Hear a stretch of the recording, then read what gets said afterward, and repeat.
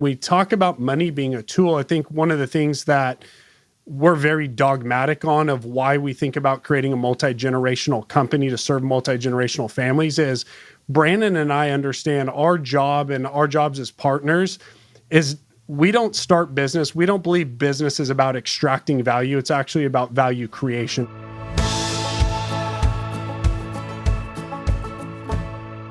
Every week here on More Than Profit, we explore the stories of leaders, entrepreneurs, and investors who have made a difference in the world while building successful businesses.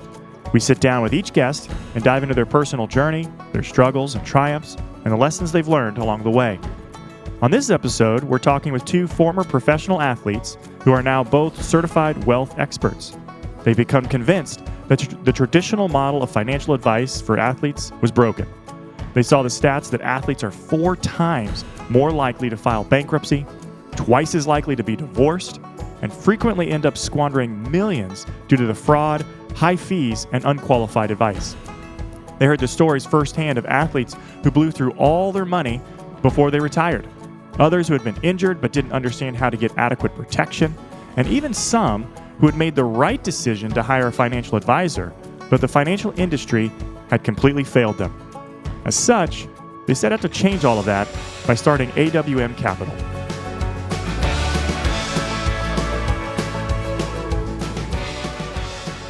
Well, Brian and I are back in studio, and we're in April. It's good to be with you, Bryce. Thank you. Yeah, and you know what I love about April, other than taxes, is baseball season.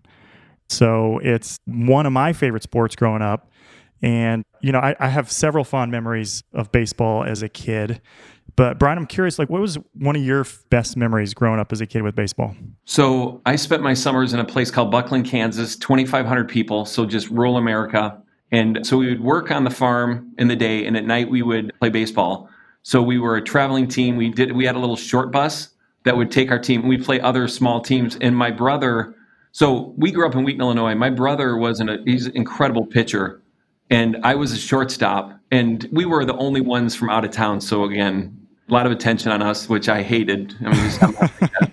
But my brother could throw a fastball. He would strike people out like crazy. So he was like the wonder kid. Everybody would be terrified to bat against him, all that stuff. And so we would do that, load back up in that little bus. My brother would be, like in the town, because it was just a small town. People would come out and watch us play. And I loved every moment of that. And yeah, I could have gone pro probably, but my career ended pretty early. Sure. Yeah, but I would say I have great memories of playing baseball with my brother in a small town. Yeah, my best memories were, we moved around a lot as an Army brat. And so my formative baseball years were in the Bay Area. So I was playing catcher. I grew 6 inches in high school in 1 year. And so I was this short, runty catcher, and I loved it. And then all of a sudden, I'm 6 inches taller, a 6 foot tall catcher, and it wasn't the same thing. But in the Bay Area, that's when Barry Bonds was there, and it was electric. And yeah, I just remember I grew up loving the Reds though, because I was a catcher, and so Johnny Bench was my hero, even though he predated me. But that was my favorite. So, but so we're talking baseball. One, because it's April and the season's just started, but also our guests today are Brandon and Erik. And so I'm going to start off. We'll get into kind of who you are, but Brandon, we'll start with you. What was your favorite baseball memory from growing up? Oh man, that's a great question. There's so many good memories, but I think probably the one that stands out was, my senior year in high school. Erik was a sophomore. We had the opportunity to play together, and we had a pretty good team. We had actually a fantastic team. Not the most talented across the board, but when we came together, we certainly played well together as a team. And so we went from a relatively unknown team to an extent early in the year to ending the year by winning, the CIF championship, playing at Dodger Stadium. We ended up, I think, ranked number 9 in the country and beat the number 1 team in the country to win that. So it was just a great year and a lot of fun to do together. Erik was on the mound when we won. I was playing third base. The dog pile at Dodger Stadium was just a pretty unique, fun experience. There were a lot more to follow. I'm sure if you ask Erik the same question, he will probably take it to our college story, but that's the one that sticks out. Just definitely a favorite memory. That's cool. Well, I am going to ask Erik. So Erik, what was yours? Well, since I can't choose the same memory, I'll go to the college story. And this actually doesn't turn out too well for me, but At the time, I'm playing at Arizona State. Brandon's playing at UCLA. And I think we may have been ranked number one in the country at the time. We were definitely in the top 5. And I was pitching on Friday nights, which anybody knows in baseball and college, that's kind of like a deal. It's not because I was actually good. I just happened to play on a team with Dustin Pedroia and Andre Ethier and these guys that would score like 13 runs a game. So pretty much as long as you don't give up 13, you're going to win. So I go in, I'm a freshman, Brandon's a junior, and I'm just like talking trash all week. At this time, I'm actually leading the country in the lowest ERA. And like, I'm feeling pretty good. And it's Friday night. UCLA's playing against us here at home. Stands are packed. Mom and dad are there. Our mom's like, she's a train wreck when it comes to this stuff. So first at bat against Brandon, first pitch 0-1, second pitch 0-2. I got my brother 0-2, first time facing him in college. And I'm thinking I'm going to elevate a fastball here. Then I'm going to go change up down. I'm going to punch him out. It's going to be great. And next pitch, I just freaking smoked the dude. I hit him. Oh my God. And yeah. And man, and then it just unraveled from there. This is like the second inning. Then I give up a home run to a guy who can't hit home runs. And I'm out of the game in like the third inning, give up 5 runs, get chased, like worst start of the year. So why is this your best memory? Well, because it's just hilarious, right? It's hilarious. Brandon says the one regret he has in life is that he didn't charge the mound. Oh, that's what I thought you were going to say. His 2 brothers. You have no perspective at that age, but like now looking back, I'm like, you thought everything was too important at that time. But yeah, man, I wish I would have gone to the mound. Oh, you 2 rolling around on the ground, and your brothers, nobody could stop that. They would just let you fight. That's awesome. Cool. So, which brings us to, so it's interesting. So, Brandon, you're 3 years older than Erik, correct? 2 years older. Yeah. So you grew up in California. You guys played baseball. I mean, was that the only sport your dad and mom let you play? No, I mean, they weren't drill sergeants in that way, which was good. So we played all the sports growing up. I definitely gravitated more to baseball and kind of singly focused on that earlier than Erik actually even did. But I would say it was definitely the sport that was always most present in our lives. Well, because both of you played some pro, correct? Yeah. Yeah, we both played. Oh, I love how humble people are. I would have T-shirts made up right now if I played pro. No, but I mean, I think that's amazing, guys. Like, I mean, I grew up dreaming of that. I mean, Brian, like seriously, like growing up playing Little League baseball, playing high school ball, and it was just like, that's what you idolize. The idea of playing baseball, playing this game forever, just that's the dream. And you guys, you had the opportunity to kind of live that dream for a little bit. So talk to us about that. So Erik, I think we played with the Detroit Tigers, right? And Brandon, you were with the Astros. Is that correct? Yeah. So what was that like for you guys going from college ball into the pros? And maybe both of you, because I think it was probably different. Yeah, it was definitely different. What I would say, right? And I think the hesitation where Brandon and I always go is, in our perspective, it's like, yeah, we played some pro ball, but there's a massive difference between our level of success and who we get to actually serve today and be a part of the lives of these athletes that are the best in the world at what they do. Like, there's such a far gap between who we are and who they are. But I think looking back, it was a great experience. For us, the gift of minor league baseball is you actually get to go to every small city in America that nobody else has heard of. And it's one of my most favorite parts of that history is today I literally ask someone, where are you from? They're like, oh, I've never heard about it. I think of people in the LX network that they're like, we're from Fort Wayne, Indiana. I'm like, oh yeah, I've been there, played the Tin Cups. And it becomes a connectivity standpoint. And then I would also just say both Brandon and I in pro ball were really intentional around this. We had our roommates, a lot of times were from international, whether it's Venezuela, Dominican, Puerto Rico, and just the experience that you get to have traveling all over the country, playing with people from all walks of life, and obviously playing a kid's game was just a magical experience. When you're in it, you don't think it's all that magical in certain respects, or we have professional athletes we deal with who are like, I can't do this. This is such a grind. I want out. And we're all like, no, stay in. Like, don't get out. Because once you're out, they don't give you the jersey back. And life's a little different when you stop playing a game. But yeah, great experience. Yeah. Would you say the same thing, Brandon? Yeah. I mean, I would echo a lot of it. It was a fantastic experience. Great opportunity to meet people from all different walks of life, for sure. I think it was a little different for me than Erik. I mean, I was a later round draft pick. I still had the delusion that I was going to play in the big leagues, but it was definitely shorter lived on my side. But yeah, it was a fantastic experience.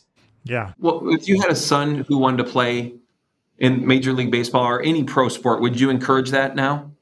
Oh, no question. I view it very much like I think sports or anything that gives them the opportunity to experience life, so I think anything that kind of takes them out of their box and would expose them to more, I would advocate for. And I think professional sports certainly gives you the opportunity to do that. I think hopefully I would probably try to give them a little more perspective maybe in what they were trying to achieve. But otherwise, yeah, I think it's a fantastic path. Yeah, well, it's kind of like what you're talking about, like when I was in the Army, and there's certain industries that are really, you get exposed to the breadth of our country through travel, but in the military, it's a place people go literally with a GED, sometimes not even out of high school, and it's their only path. And then I'm sure in baseball as well, it's a hopeful path. It's a path they choose, like, I'm good at this, and this is something I can actually do. I'm not smart. I'm not going to get that scholarship, but man, I can maybe provide for my family and set ourselves up like we've never been set up before. And so that cross section of America, I think more than anything has got to give you an appreciation for kind of what we have as a people. There's no doubt about that. I think so much perspective. I go back to some of those experiences of, it took me 2 years to convince my teammate from Venezuela to open up a checking account at Bank of America because he's like, they're going to take my money. And having that perspective of just going like, wait a second, like that was a reality for him in Venezuela during that time period. And just something as simple as like, maybe we don't trust our banking system as much today in 2023, but it was something that you just take for granted right away. And so just super blessed. And then, you go to your upbringing, the fact that Brandon and I were very fortunate to grow up in a household where our parents prioritized our development in sports. And when you really are on this side of it, you realize the sacrifice from time, finances, a lot of decision making. We were very, very fortunate. Which leads us to kind of what you're doing now, because I've had a front row seat of watching Erik. So I've known Erik a long time, and just watching him develop as a human has been amazing. And watching him, the way he cares for his clients and business and thinks through employees, all that stuff. And, Brandon, I got to know later, probably the last couple years. And I have to say, Brandon was someone that they introduced me to someone else to meet, but I was really interested in Brandon after we spent an hour talking, because Brandon is, one of the most thoughtful people that I've gotten to know over time. Way more thoughtful than Erik, but again, we don't want to pit brothers against each other. But I'm just excited with More Than Profit to talk a little bit about this is exactly why that we have the podcast, is going the way you think through business, the reason you start a business. And I know, Bryce and I work with family offices all the time. It is so hard to work together as family. And it was even interesting, before we started the interview, they're going to go on vacation together with their kids and spouses and all that other stuff. And I just go, that's unheard of a lot of times. Like when family works with family, you get enough work time and that's it. And I just go, I love how you guys are very intentional with just even your own relationships and caring for each other. So I don't know how we want to open all that up, Bryce. How would you want to get it going on that? Well, I could talk baseball all day. I've got a side question. Like, did either of you ever play in the Cape Cod Baseball League when you were in college? Because that is the dream. But did any of you? It was a magical 2.5 months. Oh, my. Oh, yeah. Oh. It was, it wasn't exactly like the movie Summer Catch with Freddie Prinze. Jessica Biel was not on the Cape. It's actually quite the opposite. But, it was literally that. If you want to talk nostalgia, college baseball, Cape Cod. And it was actually something cool. Brandon and we took our families and our folks out there a couple years ago. And that was even a really fun time to bring the kids out there. And the environment of a summer on the Cape is just amazing. Oh, most people don't even know about it. So if our listeners have never heard of it, the Cape Cod Baseball League is the best kept secret. It's baseball, how baseball was meant to be. It's the best players in the country, college players, really before they take off, duking it out in these kind of small town teams across the Cape. And you go and you're literally watching it on a high school baseball diamond. And most of them are free, if I remember. And it's awesome. Every day there's a game somewhere on the Cape.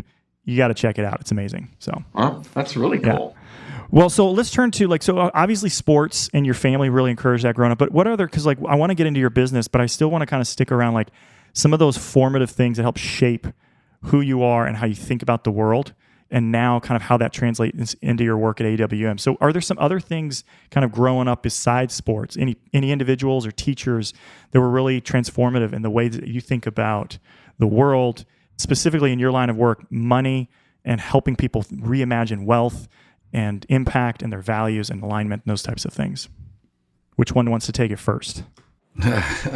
Yeah, I can jump in a little bit. The short answer is yes. It's a great question. We both have this similar background in the young formative years. Our parents certainly had a huge impact on us. Our dad specifically when it comes to business, I think really just the work ethic and what it takes to be successful, how much relationships dictate so much of that. So he was a longtime employee ended up being AT&T, but it was Pacific Bell and every iteration thereunder. But, I think what we learned from him often was in environments, how to behave, how to act in environments where you're in a sales type position, or how to really build high quality relationships on a business sense. And I think that's something that certainly bled into us being successful on this side of the equation. And then I think for me personally, really moving on to the experiences I had at UCLA, I was actually a sociology major with a political science minor. So, I think it helped me to think differently about the world and gives me a different perspective than having taken a pure econ or finance route all the way through. And I left there and after pro ball moved to the Bay Area, which was pretty formative as well. Again, experiencing different people, different thought processes, etc. And it was really up there. There was an experience, I would say, that was pretty formative with our dad that I think was pretty instrumental in us starting our own business. And that was, he was somebody that was incredibly valuable to the organization for 30 years, was at the top of his organization performing at a very high level. And they decided to move in a different direction, more or less, because he was too expensive. So they went younger, they went with the less experience. And we just watched somebody who could be excellent at their craft and at the end of the day have somebody else that could pull the plug on them. And I know for me personally, that was a huge, it's not that I don't want to work for somebody else in the sense of I don't want somebody to tell me what to do, but having some more control over your own destiny was something that was really attractive to me. And I think both of us when we launched the business. So anyways, those are some quick thoughts that certainly come. Erik, I'm sure you could expand. Yeah, for me personally, where I would add on to that, one of the things growing up in our household was, I think the way we dealt with money, or at least our parents dealt with money, it was never put on a pedestal of this is what success is. If I think functionally of how it was used, it was actually very much used in a way to support our family's priorities, which there was a lot of investment dollars into traveling Brandon and I around, right, to do baseball or family trips or these type of things. But, we grew up in a very affluent area in Orange County, Southern California, in Villa Park, where a lot of wealth was on display. But somehow our parents, that was never held out to us of like, you've got to choose a path where you're going to make a lot of money, or you're better or worse based off of what the bank account is. And so that is very important, I think, of how we operate today. And so that was something that I would not have articulated was even proactively put on display, but it was just modeled and more is caught than taught. And then probably the one individual who's been the most formative of how I view and think through the world is a guy named Tyler Johnson here in town. So I came to Arizona State at the age of 18, and Tyler became my mentor that I met with every single week through my 4 years at Arizona State. And then I've been at the same church since 2002. So it's been 21 years under Tyler's leadership in some kind of form of fashion. And so just having that consistent voice and someone who's constantly forming and shaping the way we really view relationships, and from a faith standpoint, it is the biggest impact for me. And then I would be remiss if I didn't say I spent 4 years in seminary that I completed in 2020, which was a weird year to obviously complete it. But coming through the formal training of seminary has completely formed and shaped the way in which we think about how we do things. Today's financial institutions operate on a massive scale, and what originally occurred in a peer-to-peer fashion, i.e. community lending, has developed into a coordinated and centralized system designed to facilitate the exchange of value. Over time, our modern and now global financial marketplace has grown from simple to complex as more opportunities to utilize capital have emerged. At Access Ventures, we envision a world where small business owners can access the capital that they need to improve on their early traction, and where entrepreneurs can secure capital that works for their businesses by leveraging equitable collateral that can be acquired regardless of class, race, or gender. Over a period of 8 years, we modeled and tested our growth loan fund. And over that time period, we loaned over $1 million and activated and empowered a community of volunteers to serve as a loan committee and to support their fellow community members by saying yes instead of no when they needed capital. This playbook is an open source culmination of the steps that we took and the lessons we learned in building a community-first, character-based lending process. To learn more and begin your journey to character-based lending, you can download the playbook from our show notes. Now back to the episode. So now we can kind of shift, because obviously AWM is your company. You guys have been doing that for several years now. But I know, honestly, the whole idea behind it is really born out of different passions, right? Obviously, there's a passion for specifically, like, and initially, and I know you've expanded beyond that, but professional athletes and how they think about their finances and wealth and stewardship and their values and alignment and all of those different things. But it's also born out of other passions. So talk to us a little bit, like, how did AWM come to be? And then why specifically, we've been joking back and forth around baseball, but why that matters? Because again, we talked about this idea that professional sports oftentimes is the path for some of these folks in communities that are super depressed around our country. Why does that matter, the work that you're doing at AWM? Why is that so important that we actually get this right? So I would say the first thing that came out of it, right, when we were first motivated by it, was just the curiosity of us being those professional athletes and coming from inside the locker room, of really realizing it's very clear that people know most athletes don't end up in a great financial situation or don't maximize the opportunity. I would really push against they all go broke. That's not true. It's just the majority of what we say is they waste a lot of their wealth, and wasted wealth is wasted impact. And so for us, that was something that was just, we actually wanted to care about the professional athlete beyond their playing career. So in the sports world, the agent is the most prominent professional person in an athlete's life. And it's a very necessary role, but one that is not done really with the best interest of the athlete and the athlete family at the core of it. And so that was the key motivation.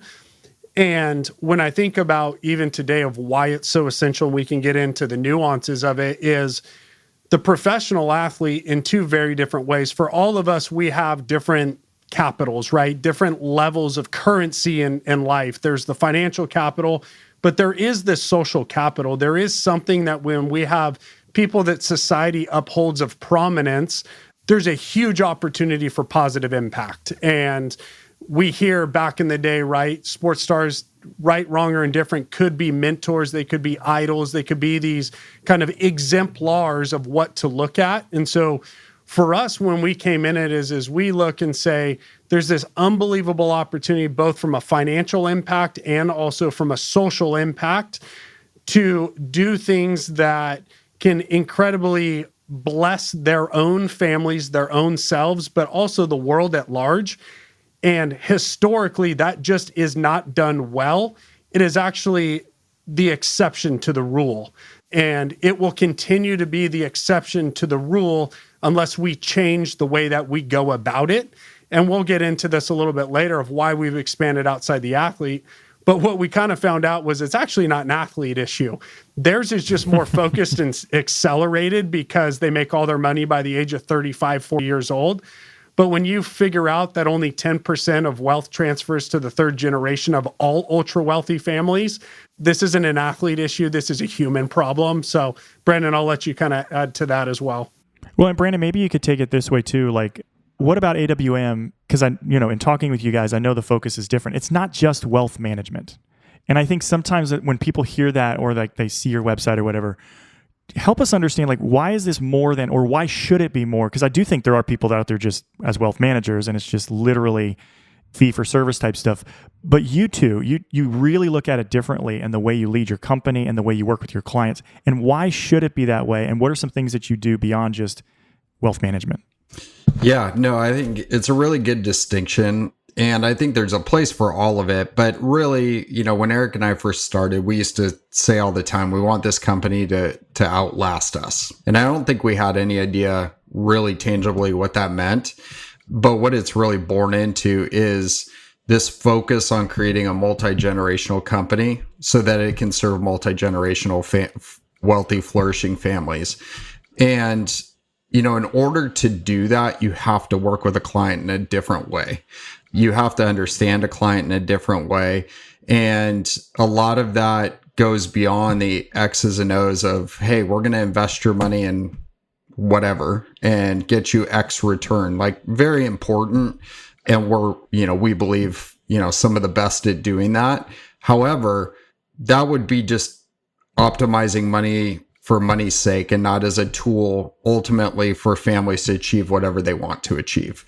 And so without getting into the weeds, I think what we really tried to do is be that architect of, hey, okay, we want to build a house here and we want to build a house that's going to be around for multiple generations. How do we do that, right? And it's going to take a lot of different skill sets. It's going to take certainly that, like Erik hit on, the financial capital to build it, but then there's so many other things that come into play. So we operate in what's called a multifamily office model, just meaning that, to simplify it, we tell people anything that money touches, we're generally involved with. When you sit down and actually put thought to that, money touches just about everything. And so there is this, I think another good way to explain it is what Erik was talking about.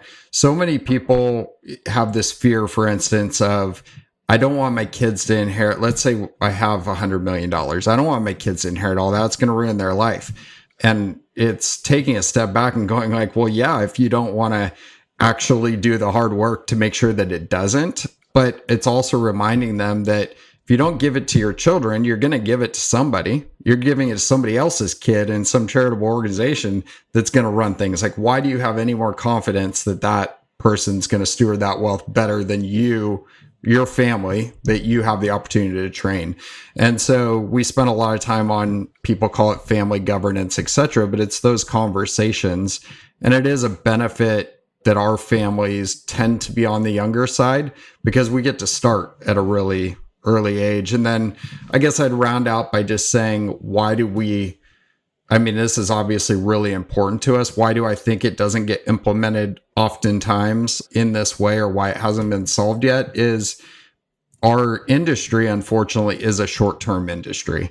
And so oftentimes you're trying to optimize for your working years. And if you are working for another organization, right, they want you to maximize profits while you're there working. And right, wrong, or indifferent, we are unique. Erik and I are extremely different people, as anybody that knows us from a personality perspective, but we have very common motivators, which we found out years ago that's really helped to keep the company, that's a side tangent, alive. But I think at the end of the day, when we looked at it, it was, we have the benefit of entering this industry on a fairly younger side. We're unfortunately getting much older, but we could make longer term decisions. That was an advantage we had over most firms. A, we owned it.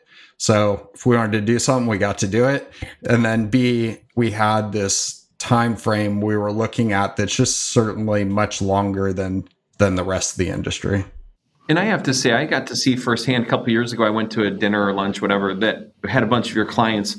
And again, all these players, they looked like they were 12. They were just so young and they were there with their wives or girlfriends. But it was so refreshing talking to them where you were giving them life help, not just helping them with their money. But, I sat next to a young player and I didn't know he was a player, which was even better because, we just started talking. I said, what's your connection? And he just was so convinced and believing the model that you set before him of going, generosity is helpful to be happy as a human. And, just simple, like you said, in just very formative years of he was early 20s. And I just thought, you guys have a great opportunity to really help the next generations. Like you could have impact that young person's family for generations to come with whatever you're going to be teaching them. So anyways, it was fun to be a part of. Well, yeah. And to put it kind of another way, like I think one of the things that's interesting, and it's often copied but never duplicated kind of thing. Like you guys, because your emphasis on money as a tool, that inverts a lot of people's paradigms because to them, money is the object, like making wealth. And then you actually come in, and what I've seen as you work with some of your clients and, just talking with them, you see them as a person that is more than their production or their output rather through professional sports or whatever, being an entrepreneur, and that they could be something more than that. And then that the tool, i.e. money, that they might be now entrusted with could help them achieve that. And then that actually then empowers them. So to your point on like, I don't want to give my kids $100 million. Well, what if you actually helped give them a vision for what that could be in the world and their responsibility as a young person to manifest that in the world and to make that come to fruition through business, through investment, through giving and generosity.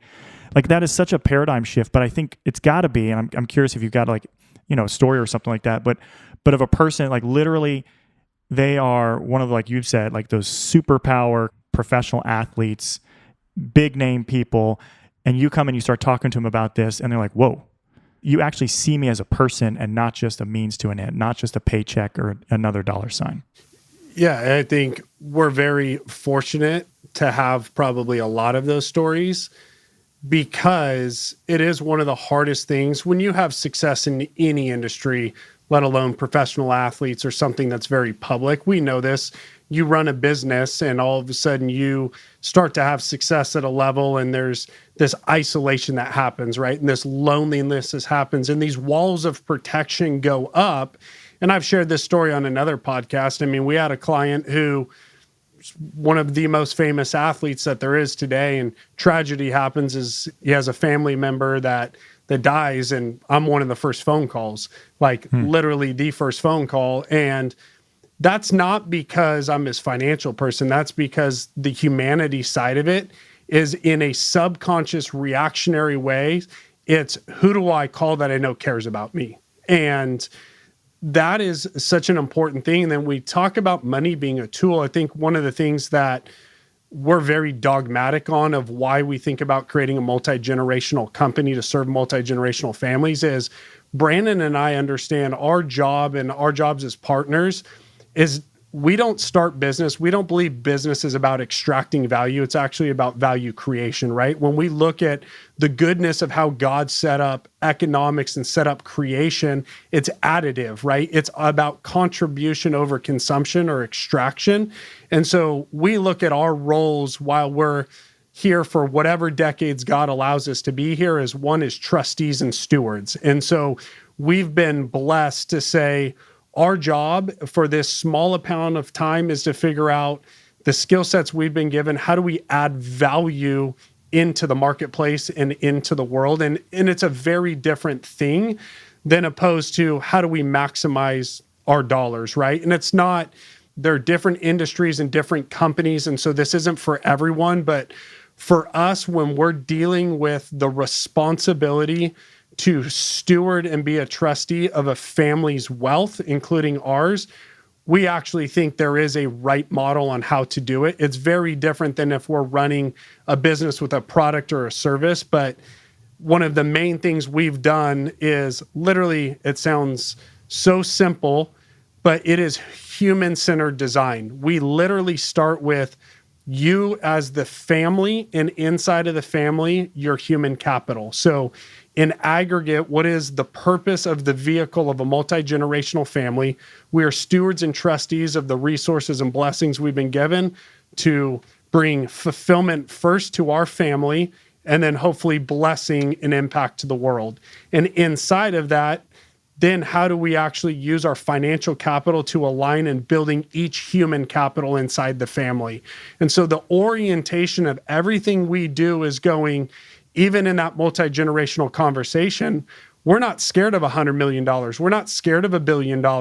We're actually looking at that of going, man, if we rise skill sets and we give vision to the multi-generational family that says, hey, for the decades that you're here is let's use that $1 billion to flourish the family and to the world through building skill sets and human capital of the contributors of the family. Is we actually would argue, man, if your team's equipped, if your family team's equipped, pass that money internally, right? And let's be trustees of it. So obviously I can go for days and get passionate, but that's the way we look at it. Well, I mean, it's great. I mean, again, like back to, we've been doing this podcast now for couple of years and talking with different folks who come at things from a different angle. They're starting companies with a vision for impacting the world through their business or even the product that they're delivering. But I love your view and your orientation, human-centered approach to your clients, and that you want to actually develop them, starting with the people in their family, into a multi-generational vision. And again, money as a tool, which I think, quite surprisingly, people don't really hear that often. And it's unfortunate. And it becomes the object of our desires versus a tool to achieve those desires. Yeah. What I would build off that is there's a reason, right? It's interesting. There was a podcast that I recommend everybody listens to of Andy Crouch talking about really what mammon is, right? Like money is this very easy thing that can get us distracted and turn into a burden and can destroy things, but it's actually a good gift. And when you understand it's a tool, it's like putting gasoline on the proper fire of creating impact through whatever effective means is, or whatever the priorities of each family is. And it's just, I think the other thing Brandon and I talk a lot about, and this is dogmatic, and there's going to be an equally great argument probably on the other side, but where Brandon and I talk about AWM Capital is we think it's actually near impossible, if not impossible, to deliver on that value proposition of putting the family at the center if you're not a privately owned company. And the reason is because at the end of the day, if I've got a passive investor that you have one master. And the minute we violate that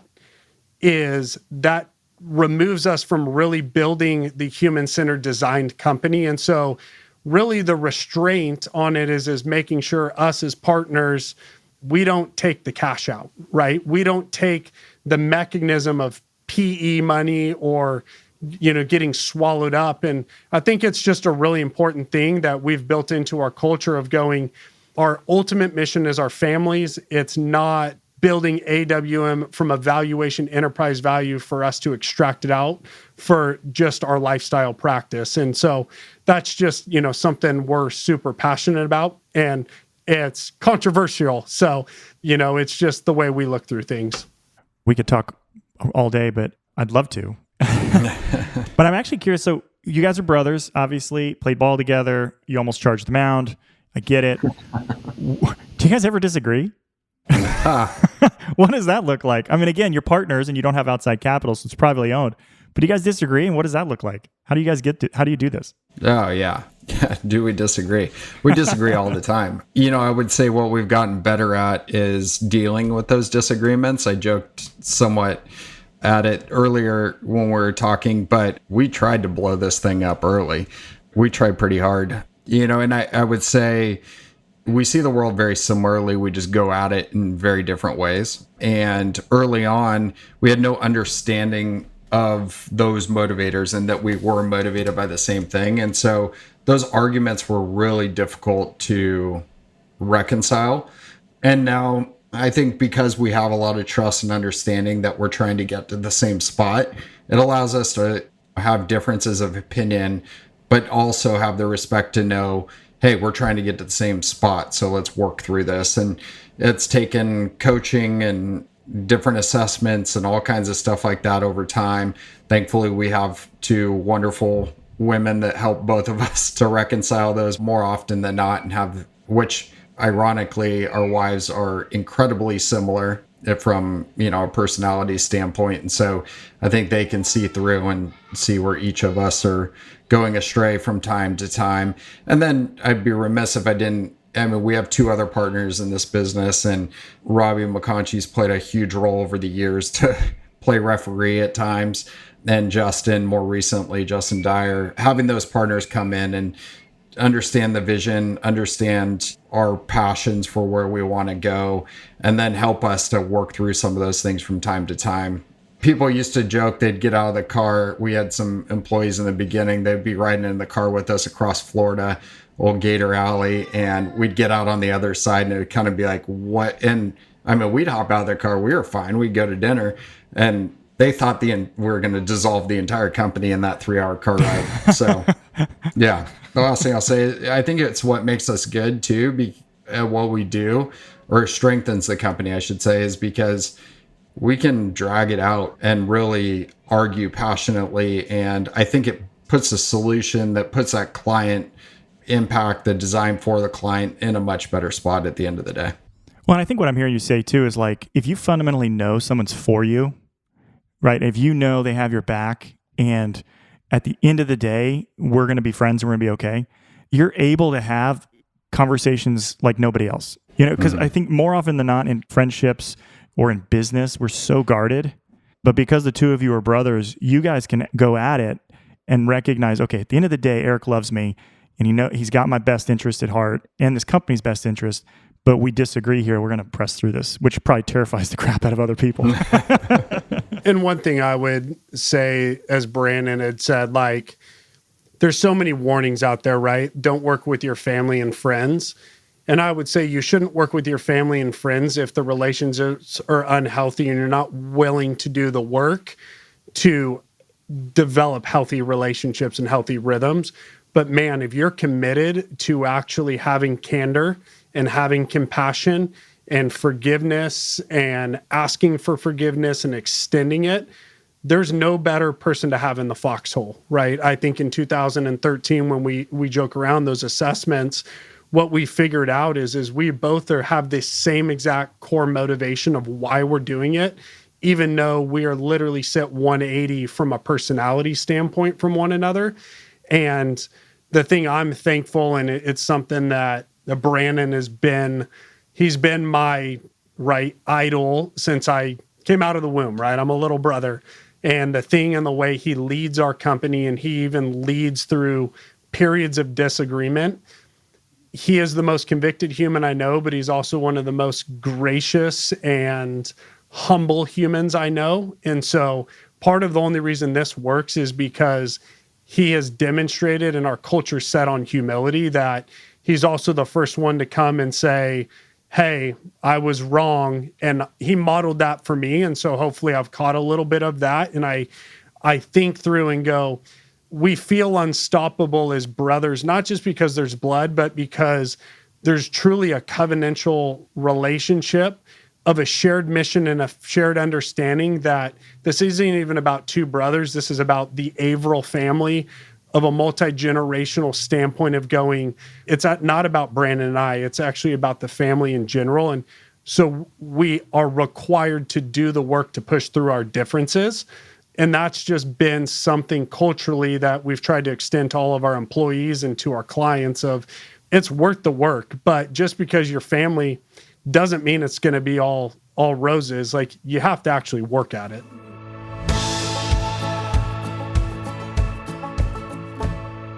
Thanks for listening to this episode of More Than Profit. I hope you take away some valuable insights into the important role that money can play in each of our lives when we properly understand it as a tool to achieve our deepest passions in this world. As Erik stated so beautifully, wasted wealth is wasted impact. If you'd like to learn more about AWM Capital, please check out awmcap.com.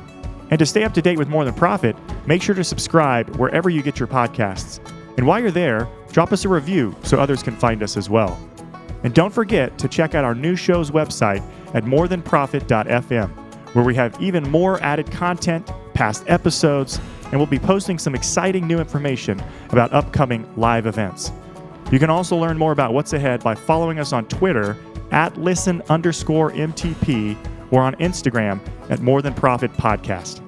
More Than Profit is a production of Access Ventures. Executive producers are Bryce Butler and Brian McKay. Production and operations by Crystal Esquivel. Production assistance provided by Resonate Recording. And our theme song today was No Man's Land by Slapstorm. I'm Bryce Butler, and you've been listening to More Than Profit.